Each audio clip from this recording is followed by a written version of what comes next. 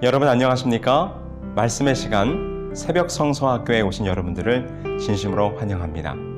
오늘도 여러분들과 함께 다니엘서의 예언의 말씀을 연구하며 하나님의 예언이 어떻게 우리의 역사 가운데서 분명하게 이루어졌는지를 살피며 다시 한번 그 예언의 정확성과 아울러 하나님의 말씀에 대한 우리들의 믿음이 더욱더 자라나는 이 시간이 되기를 간절히 소망합니다. 제가 어릴 적 저희 집에는 흑염소들을 키웠습니다. 처음에는 순놈 하나와 암놈 2마리를 사왔는데 이것들이 금방 새끼를 치고 불어나서 50여 마리에 이르게 되었어요.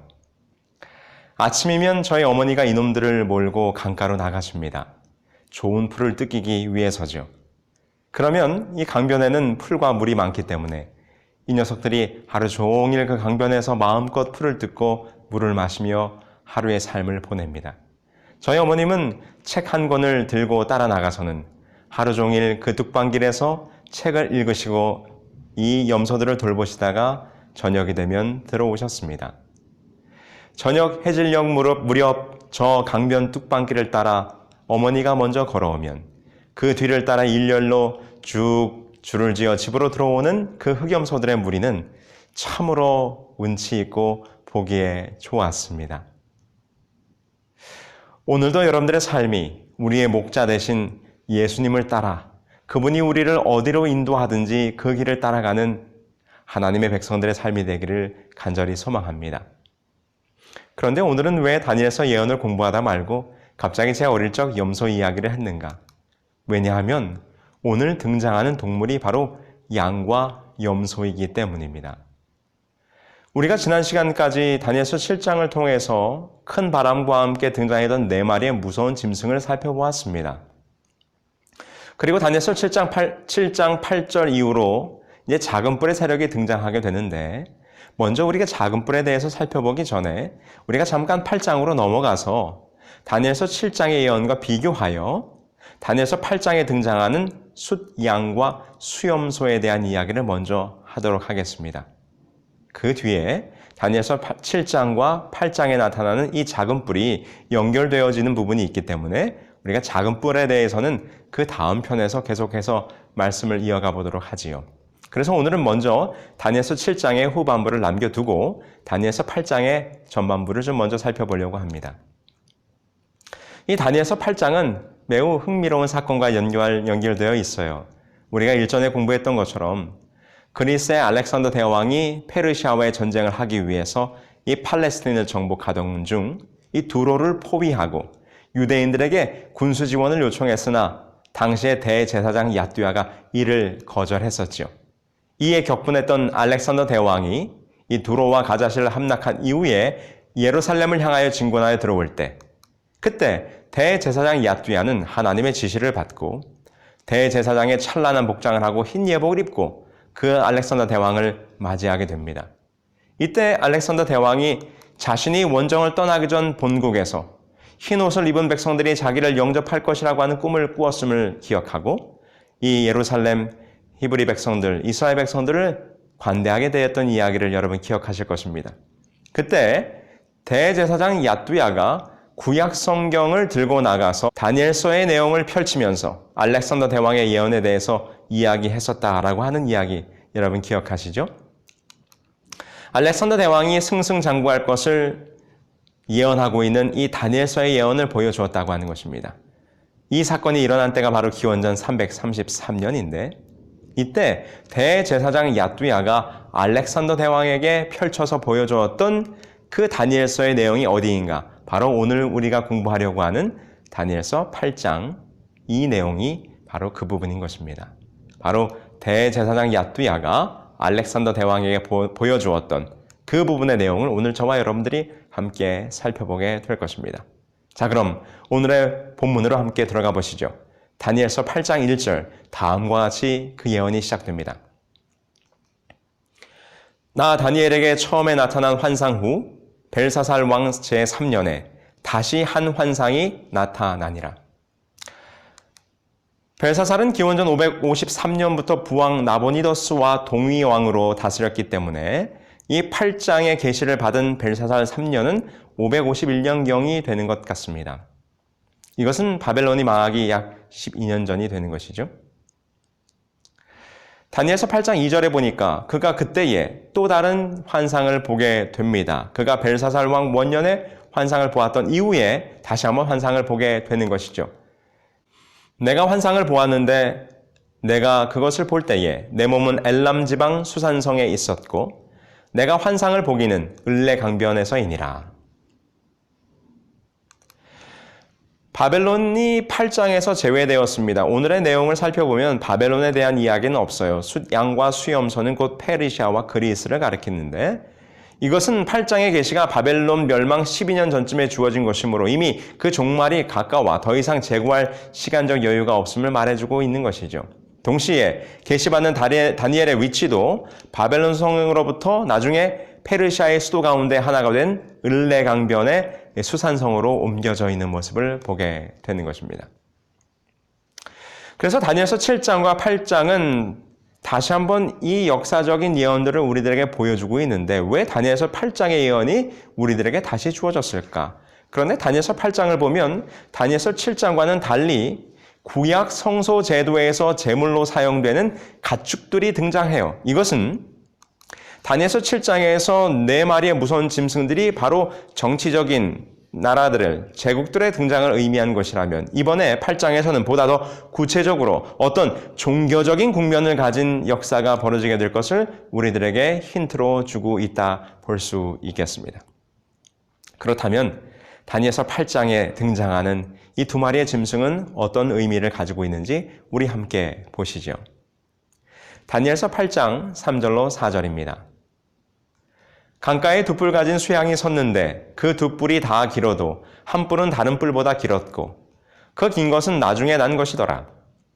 내가 본즉 그 수양이 서와 북과 남을 향하여 받으나 그것을 당할 짐승이 하나도 없고 그 손에서 능히 구원할 리가 절대로 없으므로 그것이 임의로 행하고 스스로 강대하더라. 다니엘서 8장 3절로 4절에 보면 2뿔 가진 수양이 등장해요. 이 2뿔 가진 수양은 무엇을 의미하는 것일까요? 다니엘서에서는 친히 그가 친절하게 이 의미를 해석해주고 있어요. 다니엘서 8장 20절입니다. 내가 본 바 2뿔 가진 수양은 곧 메대와 바사의 왕들이요. 그렇습니다. 다니엘이 설명하고 있는 것처럼 이 2뿔 가진 수양은 바로 메대와 페르시아를 가리키는 것이에요. 그런데 이 2뿔 가진 수양의 특징이 있어요. 머리에 뿔이 2개인데 그 뿔의 길이가 다르다는 것입니다. 이것은 다니엘서 7장에 몸 한편을 들었다는 표현과 같이 이 나라가 이 세력의 균형이 잡히지 않은 2 나라로 이루어졌음을 적절히 나타내고 있다고 볼 수 있겠습니다. 특별히 나중에 나온 뿔이 더 길어질 것은 바로 페르시아의 고레스가 메디아의 아스티게스를 누르고 더 강성하게 될 것을 우리들에게 분명히 보여주고 있는 것이죠. 그래서 2뿔 가진 수양, 특별히 2뿔의 길이가 다른 이 수양은 메데 페르시아 연합궁을 상징하는 것이 매우 적절합니다. 실제로 고대 역사 속에서 이 마르셀리누스, 이 4세기의 역사가는 말하기를 고대 역사에 의하면 페르시아 제국의 수호신은 깨끗한 발과 뾰족한 뿔을 가진 수양으로 묘사되었는데 페르시아 왕이 군대의 선두에 설 때에는 왕관 대신에 수양의 머리를 썼다라고 전해지고 있어요. 그렇죠. 이 메데 페르시아 스스로가 바로 자기들의 수호신으로 이 숫양을 생각하고 있었다고 하는 것입니다. 또 흥미로운 기록은 고대 천체도의 12궁, 바로 12개의 별자리가 있는데요.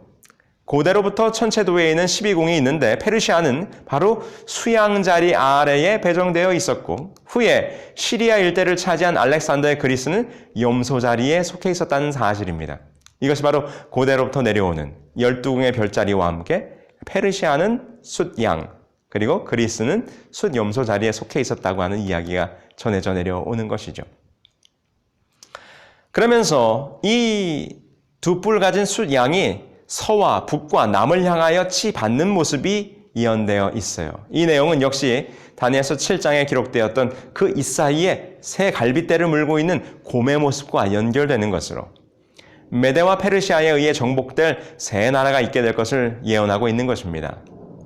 기원전 547년에 고레스는 바로 리디아를 정복하게 되고 기원전 539년에 바벨론이 정복되고 기원전 525년에 고레스의 뒤를 이은 캄비세스 2세가 이집트를 정복함으로 명실공히 고대 근동 세계를 제패하게 되는 것입니다. 이렇듯 다니엘은 메데 페르시아의 등장에 대해서 두 뿔 가진 길이가 다른 두 뿔 가진 숫양의 등장으로 예언했고 실제의 역사 속에서 그 숫양의 특징을 그대로 살린 메데 페르시아가 이 땅에 등장하게 됩니다. 이제 다니엘은 그 다음으로 또 다른 한 짐승이 나오는 것을 보게 돼요. 다니엘서 8장 5절이죠. 함께 보실까요? 내가 생각할 때에 한 수염소가 서쪽에서부터 와서 온 지면에 두루 다니되 땅에 닿지 아니하며 그 염소의 두 눈 사이에는 현저한 뿔이 있더라. 이렇게 숫양이 온 세계를 막 돌아다니면서 세계를 정복하고 있을 때 다니엘이 보니 한 숫염소가 서쪽에서부터 나오는데 얼마나 빠른지 그 발이 땅에 닿지도 않고 이 숫염소가 등장하는 것입니다. 그런데 특징은 그 숫염소의 두 눈 사이에는 아주 현저히 솟아난 아주 굉장히 큰 뿔이 있다는 것입니다. 다니엘서 8장 21절에서는 이 숫염소를 다음과 같이 해석하고 있어요. 다니엘서 8장 21절 털이 많은 숫염소는 곧 헬라 왕이요 두 눈 사이에 있는 큰 뿔은 그 첫째 왕이요. 그렇습니다. 다니엘이 스스로 설명하고 있는 것처럼 이 현저하게 도단한 뿔을 가진 숫염소는 곧 헬라, 그리스 제국을 의미하는 것이죠. 재미있게도 다니엘 시대 200년 전부터 그리스인들은 바로 염소족이라고 불리웠다고 합니다. 그 까닭은 그들의 왕 카라누스가 신탁에 의하여 염소를 마게도니아 새 영토의 안내자로 삼으라는 지시를 받았었기 때문이라고 합니다. 실제로 알렉산더 대왕도요, 자신이 염소로 상징된 아모신의 자손이라고 스스로를 선언했으며 기원전 500년부터 146년까지의 마게도니아 주화에는 여러 모양의 염소가 찍혀져 있는 것입니다. 그래서 이 헬라 제국 그리스는 바로 그들 스스로도 염소족, 염소의 나라로 표상하고 있다는 것이죠. 그런데 이 염소의 나라로 표상된 헬라 제국이 등장한데 이 짐승의 특징은 뭐예요? 현저하게 도단한 뿔이 있다는 것입니다. 그것은 매우 강력한 왕이 등장할 것을 우리들에게 보여주는 것인데 그 첫째 왕이라고 묘사하고 있어요. 바로 누굽니까? 알렉산더 대왕이죠. 알렉산더 대왕이 바로 현저하게 도단한 알렉산더 the Great, 알렉산더 대왕으로서 역사 속에 등장하는 것을 우리는 보게 됩니다. 다니엘이 보았던 환상 가운데 현저히 도단했던 뿔, 바로 헬라 제국, 바로 그 숫 염소의 모습, 이것이 아주 적절하게 예언된 상징이 아닐 수가 없는 것입니다. 자, 이렇게 숫양과 두 뿔을 가진 숫양과 현저한 뿔을 가진 수염소가 나타났어요. 어떤 일이 벌어졌을까요? 다니엘서 8장 6절로 7절입니다. 그것이 두 뿔 가진 숫양 곧 내가 본 바 강가에 섰던 양에게로 나아가되 분노한 힘으로 그에게로 달려가더니 내가 본즉 그것이 숫양에게로 가까이 나아가서는 더욱 성내어 숫양을 쳐서 그 두 뿔을 꺾으나 숫양에게는 그것을 대적할 힘이 없으므로 그것이 숫양을 땅에 엎드러뜨리고 짓밟았으나 숫양을 그 손에서 벗어나게 할 자가 없었더라. 다니엘서 8장 6절로 7절에 보면 먼저 나왔던 두 뿔 가진 숫양과 그리고 현저한 뿔을 가진 숫염소, 이 두 마리가 매우 격돌하여 치열한 싸움을 벌일 것이 예언되어 있어요. 실제로 역사 속에 보면 이 페르시아와 그리고 그리스는 오랫동안 수많은 전쟁을 통하여 매우 앙숙 관계였음을 우리가 보게 됩니다. 옛날 페르시아가 그리스 아테네를 침공하면서 일이 시작됩니다. 페르시아가 그리스 1차 원정을 드디어 떠나게 되어 기원전 492년 지상과 해상에서 동시에 진격하게 되는데 이것은 사실은 원정에서 그만 실패로 끝나게 됩니다. 에게해 연안을 따라 진군하던 페르시아 함대는 해상에서 커다란 폭풍을 만나서 그만 그 해군들이 괴멸적인 타격을 입게 되면서 1차 원정은 실패로 끝나게 되죠. 제대로 전쟁도 해보지 못하고 끝나게 돼요. 헤로도토스에 따르면 300척의 배가 침몰하고 2만 명의 병사가 목숨을 잃었다고 하는 것입니다. 그 후에 페르시아는 다시 한번 준비해서 이 그리스 지역을 침공하게 됐는데 그것이 바로 우리가 잘 아는 유명한 마라톤 전쟁입니다. 페르시아의 다리우스 대제는 그리스의 도시국가 아테네에 사신을 보내서 무조건 항복할 것을 권고합니다.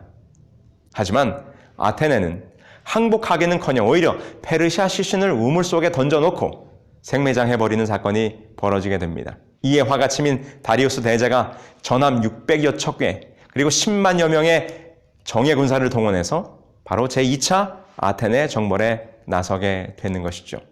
그리스는 그 유명한 마라톤 전투에서 페르시아군을 쳐 부수게 되는 것입니다.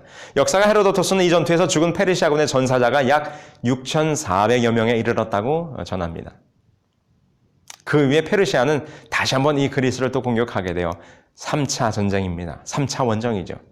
기원전 480년 크세르크세스는 18만의 육군과 함께 1200척의 전함 그리고 3000척의 수송선으로 편성된 16만의 해군으로 3차 원정길에 나가게 됩니다. 바로 이 사건이 우리가 영화로도 유명하게 알려져 있는 300인의 용사에 관련된 사건이에요.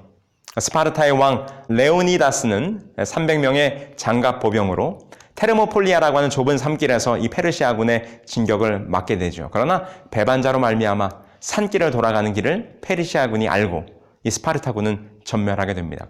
그런데요, 기원전 480년 그해 9월에 페르시아와 그리스 연합이 바로 살라미스에서 해전을 벌이게 됩니다. 그런데 이 싸움에서 그리스, 이 아테네는 수적 열세에도 불구하고 페르시아 해군을 격파하게 되죠.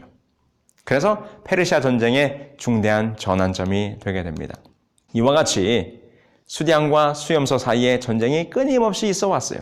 드디어 역사 속에서 더 강성해진 숫염소가 이 수량에 대해서 반격을 시작합니다. 바로 누굽니까? 알렉산더 대왕의 등장이죠. 이 알렉산더 대왕은 바로 페르시아를 공격해서 드디어 이 페르시아까지 정복하게 되는 것입니다.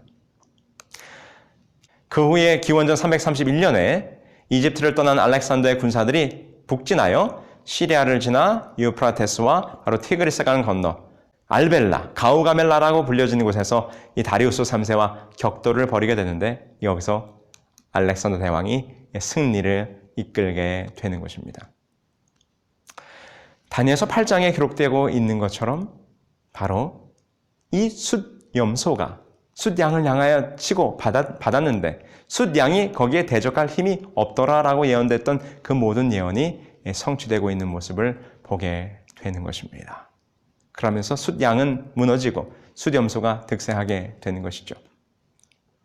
참으로 다니엘서 8장에 기록되었던 이 숫양과 수염소의 그 치열한 싸움의 역사가 실제 역사 속에서 그리스와 페르시아의 오래된 그 역사 속에서 전쟁의 역사 속에서 분명히 이루어졌음을 우리는 다시 한번 확인해 보게 되는 것입니다. 자, 이제 그 다음 장면을 보시죠. 다니엘서 8장 8절입니다. 숫염소가 스스로 심히 강대하여 가더니 강성할 때에 그 큰 뿔이 꺾이고 그 대신에 현저한 뿔 넷이 하늘 사방을 향하여 났더라. 수염소가 이렇게 신속하게 등장해서 숫양을 무너뜨린 다음에 현저히 도단한 뿔이 있었는데 갑자기 그 현저히 도단한 뿔이 꺾여버리게 됩니다. 바로 이것은 갑작스럽게 요절한 알렉산더 대왕의 이야기를 말하는 것이죠. 그 후에 그 자리에서 현저히 도단한 뿔이 넷이 사방으로 돋아났다는 것입니다. 이것은 무엇을 의미하는 것일까요? 다니엘서 8장 21절로 22절에 이렇게 설명합니다. 털이 많은 숫염소는 곧 헬라 왕이요 그 두 눈 사이에 있는 큰 뿔은 곧 첫째 왕이요 이 뿔이 꺾이고 그 대신에 네 뿔이 났은즉 그 나라 가운데서 네 나라가 일어나되 그의 권세만 못하리라. 그렇습니다. 우리가 다니엘서 7장에서 새의 날개를 가진 표범, 그런데 그 머리가 몇 개였습니까? 4개의 머리가 됐던 것처럼 바로 헬라 제국 그리스가 알렉산더 대왕 이후에 카산더, 셀주쿠스, 리스마쿠스 그리고 프톨레미의 제국으로 나누게 될 것을 다니엘서 8장에서는 현저한 뿔이 꺾이고 네 뿔이 돋아나는 사건으로 우리들에게 상징해주고 있는데 그 예언이 정확하게 이루어진 것을 우리가 살펴보게 되는 것입니다. 숫양과 수염소, 메데페르시아와 그리스, 그리고 현저히 돋아난 뿔이 뽑히고 거기에서 돋아난 네 뿔까지 자, 우리는 다니엘서 7장과 8장의 전반부를 각각 살펴볼 때 다시 한번 다니엘서 2장에 예언되었던 금은동철의 역사가 다시 한번 네 짐승과 그리고 수량과 수염소의 이야기로 연결되면서 그 예언이 정말로 다시 한번 반복적으로 우리들에게 정확하게 이 세상의 역사를 예언하고 있음을 다시 한번 확신시켜주고 있음을 우리는 확인해 보게 되는 것입니다. 여러분, 하나님의 예언이 얼마나 정확하게 이 세상 역사 가운데 이루어졌는지 우리가 공부를 하면 할수록 그 말씀의 확신을 우리들의 마음속에 갖게 되는 것입니다. 자, 오늘은 여기까지 공부하면서 이제 우리는 매우 중요한 부분을 공부하게 될 거예요. 이제 다니엘서 2장에 등장하지 않았던 한 특별한 종교적인 세력이 이 땅에 등장하게 될 것을 보게 될 것입니다. 다음 시간은 바로 다니엘서 7장과 8장에 함께 연결되어서 등장하는 작은 뿔의 정체에 대해서 우리가 함께 살펴보게 될 텐데요. 우리 그 일을 위해서 여러분 미리 성경을 읽으시면서 준비해 주시면 감사하겠습니다. 오늘도 세상의 역사를 주관하시고 그 모든 역사를 그분의 예언대로 이끌어 가시는 하나님과 동행하시는 저와 여러분들이 되길 바라면서 오늘 강의를 마치겠습니다. 다 함께 기도하실까요? 하늘에 계신 아버지 하나님, 다시 한번 다니엘서 8장의 예언을 통해서 그 모든 예언이 이 세상 역사 가운데 분명히 이루어졌음을 확신시켜 주시니 감사합니다. 오늘도 우리들의 삶을 하나님의 손에 맡기고 하나님과 동행하는 복된 하루가 될 수 있도록 인도하시기를 사랑 많으신 예수님의 이름으로 기도합니다. 아멘.